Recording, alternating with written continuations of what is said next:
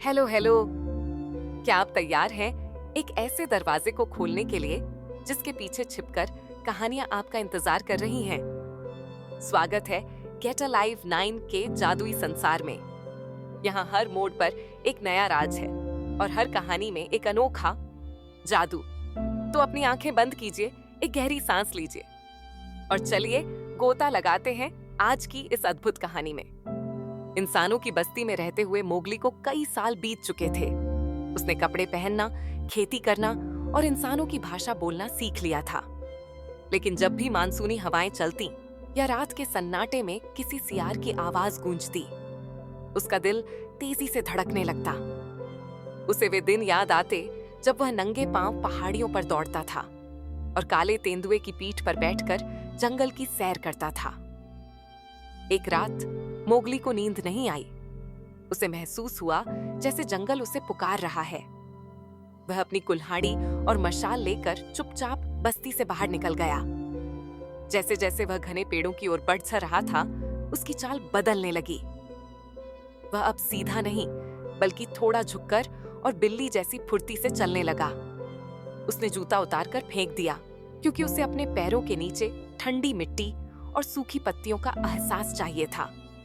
जैसे ही वह वैनगंगा नदी के तट पर पहुंचा, उसे एक जानी पहचानी गंध आई।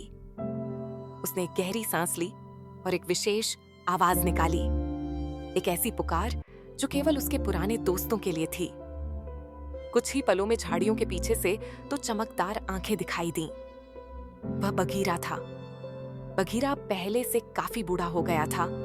उसके चेहरे पर सफेद बाल आ गए थे, लेकिन उसकी आंखों की गहराई वैसी ही थी। बघीरा धीमे कदमों से आगे आया और मोगली के सीने से अपना सिर सटा दिया। तुम लौट आए छोटे भाई। बघीरा की आवाज में एक भारीपन था। मोगली और बघीरा घने जंगल के अंदर चले गए, जहां बालू, बबलू, भालू एक गुफा के बाहर सोया हुआ था।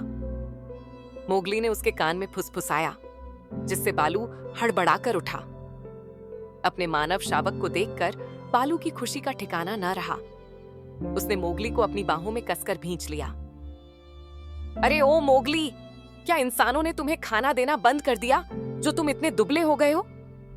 बालू ने मजाक करते हुए कहा, लेकिन उसकी आंखों में खुशी के आंसू थे। हंसी मजाक के बीच बघीरा गंभीर हो गया। उसने बताया कि मोगली के जाने के बाद जंगल काफी बदल गया है।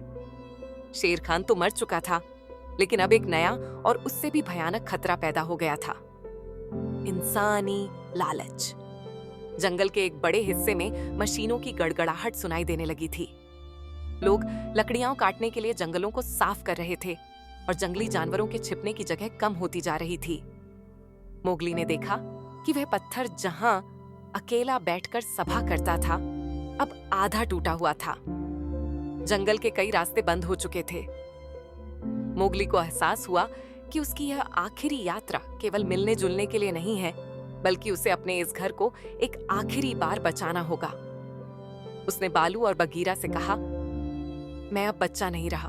मैं जानता हूं कि इंसान कैसे सोचते हैं। हम मिलकर उन्हें रोकेंगे। अगले दिन मोगली ने जंगल के सभी मुख्य जानवरों की एक सभा बुलाई। इसमें हाथी, बंदर और यहां तक कि सांप भी शामिल हुए। मोगली ने एक योजना बनाई। उसने बताया कि अगले कुछ दिनों में लकड़हारे जंगल के सबसे पुराने बरगद के पेड़ को काटने वाले हैं। अगर वह पेड़ गिर गया तो जंगल की आत्मा मर जाएगी। मोगली ने अपनी योजना को 4 हिस्सों में बांटा। सबसे पहले उसने बंदरों की टोली को निर्देश दिया कि वे लकड़हारों के औजारों और उनके खात्सा, उनके खाने के सामान को चुराकर ऊंचे पेड़ों पर छिपा दें। इसके बाद चिंकी चींटी और उसकी लाखों बहनों को काम पर लगाया गया। उनका काम था मजदूरों के तंबुओं में घुसकर उनके जूतों और बिस्तरों में खलबली मचाना। बबलू, भालू और हाथियों ने मिलकर मुख्य रास्ते पर बड़े बड़े पत्थरों और गिरे हुए पेड़ों का ढेर लगा दिया ताकि गाड़ियां अंदर न आ सकें। बघीरा ने रात के सन्नाटे में अपनी भयानक दहाड़ और चमकती आंखों से मजदूरों के मन में डर पैदा कर दिया। लेकिन मोगली जानता था कि यह सब काफी नहीं है। उसे मुख्य ठेकेदार से बात करनी होगी। उसने एक पुरानी तकनीक अपनाई। उसने मधुमक्खियों के एक बड़े छत्ते को उस रास्ते के ऊपर लटका दिया जहां से मुख्य ठेकेदार की जीप गुजरने वाली थी। जब ठेकेदार और उसके आदमी वहां पहुंचे तो उन्होंने देखा कि पूरा जंगल उनके खिलाफ खड़ा है। बंदर ऊपर से फल और पत्थर फेंक रहे थे। हाथियों ने रास्ता रोक रखा था और तभी मोगली एक ऊंचे पेड़ से नीचे कूदा। वह उनके सामने एक रक्षक की तरह खड़ा हो गया। उसने अपनी बस्ती की भाषा में उनसे बात की। उसने उन्हें समझाया कि अगर यह जंगल खत्म हुआ तो उनकी अपनी बस्तियां भी सूखे और बाढ़ की चपेट में आ जाएंगी।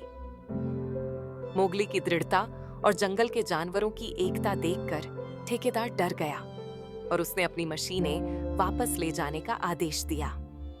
जंगल में जीत का जश्न मनाया गया।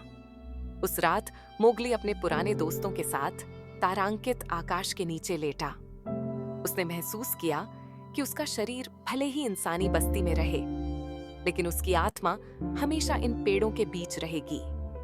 सुबह होते ही मोगली ने बालू और बगीरा से विदाई ली। यह एक बहुत भावुक पल था। बालू ने उसे शहद का एक आखिरी छत्ता उपहार में दिया। बगीरा उसे जंगल की सीमा तक छोड़ने आया। सीमा पर पहुंचकर मोगली मुड़ा और उसने पूरे जंगल को झुककर प्रणाम किया। उसने बगीरा से वादा किया, मैं वहां रहकर भी इस जंगल का पहरेदार बना रहूंगा। कोई भी कुल्हाड़ी यहां तक पहुंचने से पहले मुझे पार करना होगा। मोगली धीरे धीरे अपनी बस्ती की ओर बढ़ते गया, लेकिन उसके कानों में अब भी बालू की गुनगुनाहट और बगीरा की पदचाप गूंज रही थी। यह मोगली की आखिरी यात्रा थी, जिसने उसे हमेशा के लिए जंगल का मसीहा बना दिया। कहानी खत्म, पर सोच जारी है। हमारे साथ जुड़ने के लिए शुक्रिया। सब्सक्राइब करें और बेल आइकन दबाना न भूलें। याद रखिए, यहाँ हर वीडियो एक नई शुरुआत है। हम हैं गेट अलाइव 9। मुस्कुराते रहिए।